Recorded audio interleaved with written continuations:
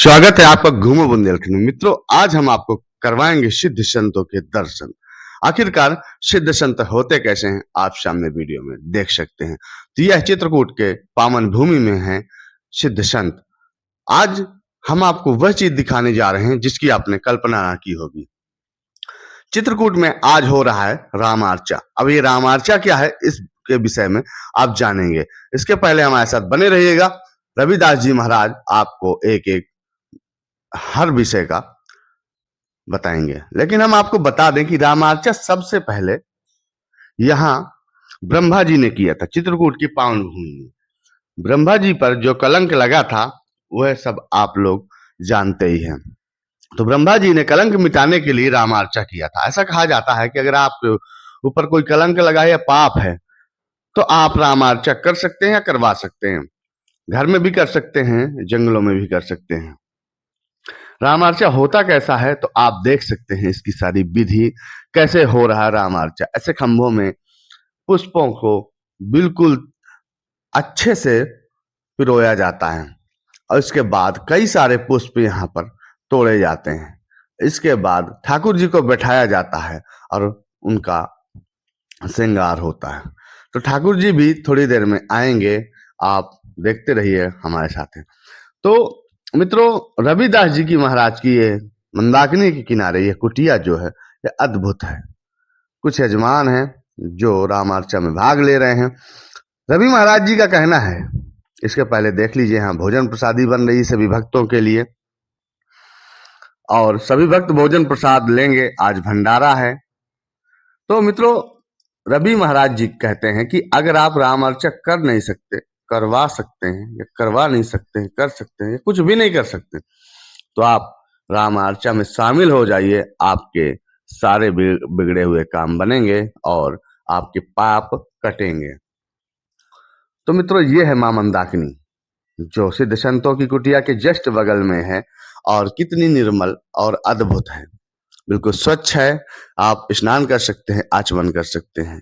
बिल्कुल दूध की तरह निकल रही है। सुंदर सुंदर हरे भरे पेड़ पौधे हैं। ये है रविदास जी का पूरा कुटिया है। देखिए, आपके पास धन जरूर है, लेकिन अगर आपके पास शांति नहीं है तब भी आपको संतों की शरण में आना ही पड़ेगा। इस फॉर्च्यूनर को आप देख करके अंदाजा लगा सकते हैं कि धन होना बस बड़ी बात नहीं है, मन शांत होना भी बड़ी बात है, मन में सुख होना भी बड़ी बात है। यहाँ पर सीताराम सीताराम का संकीर्तन चल रहा है। सभी भक्त यहाँ पर कीर्तन गा रहे हैं और इसके बाद कीर्तन गाने के बाद सभी भक्त प्रसाद लेंगे और रामार्चा का कार्यक्रम शुरू होगा। आप पूरी तरह हमारे साथ बने रहिएगा। हम आपको एक एक विस्तृत जानकारी देंगे। तो देख सकते हैं कितना अद्भुत रविदास जी महाराज की जंगल में कुटिया बनी हुई है और बहुत ही शानदार है। अब आप देखिए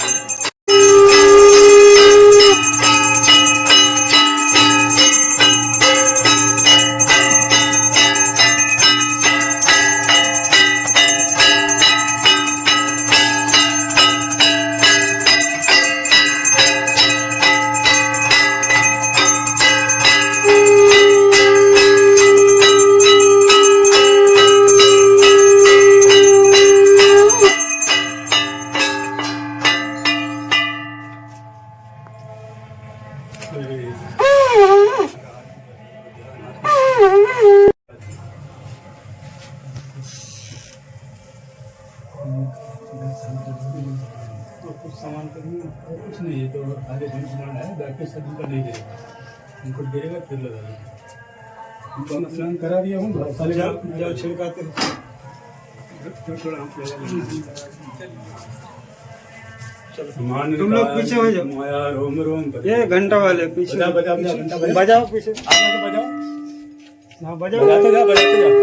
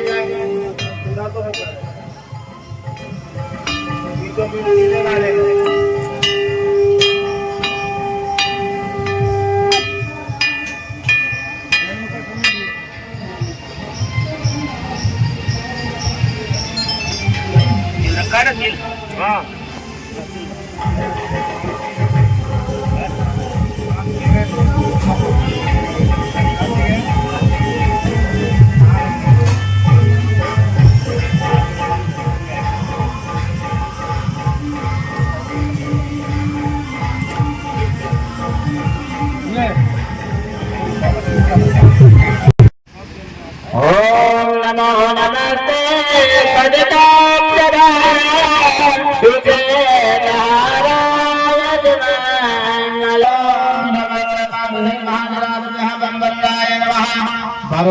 देवताभ्यो नमो नमः प्रार्थना पूर्वकं नमस्करोमि पुनः चितान् पुष्पाणि गृहीत्वा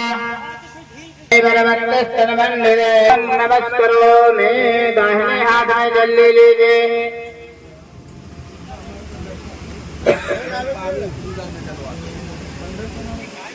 अनेन कृतेन पूजनेन आवाहित श्री गणेशाम्बिका पूजनम।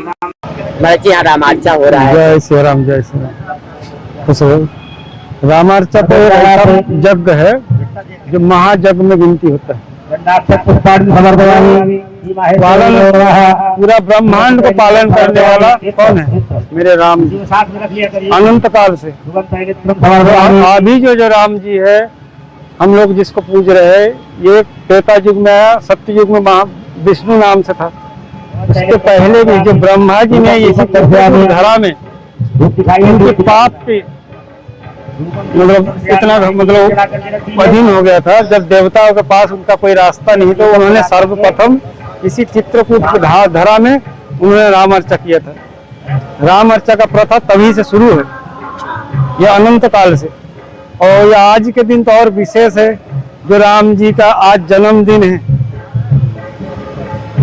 तो ये हमारा तो ये जो छोटा सा ये कुटिया है, इस जगह का तो जो कल्याण हो रहा है, जितने लोगों का यहाँ आना जाना, जो भी प्राणी आसपास रहते, जीव जंतु, सबका कल्याण ये हमारा यज्ञ का फल मिलेगा इस यज्ञ के माध्यम से। हाँ, क्योंकि ये यज्ञ घर में भी कर सकते हैं, लेकिन करने का विधि जैसे यहाँ बहुत बड़े रूप में हो रहा, यही चीज जब सार्वजनिक रूप में होगा, सार्वजनिक का मतलब जैसे कई मतलब समूह मिलकर करता है। जैसे अभी तो मान लीजिए महाराज जी अकेले कर रहे, उनका जितनी क्षमता है, श्रद्धा है, श्रद्धा के भाव से कर रहे।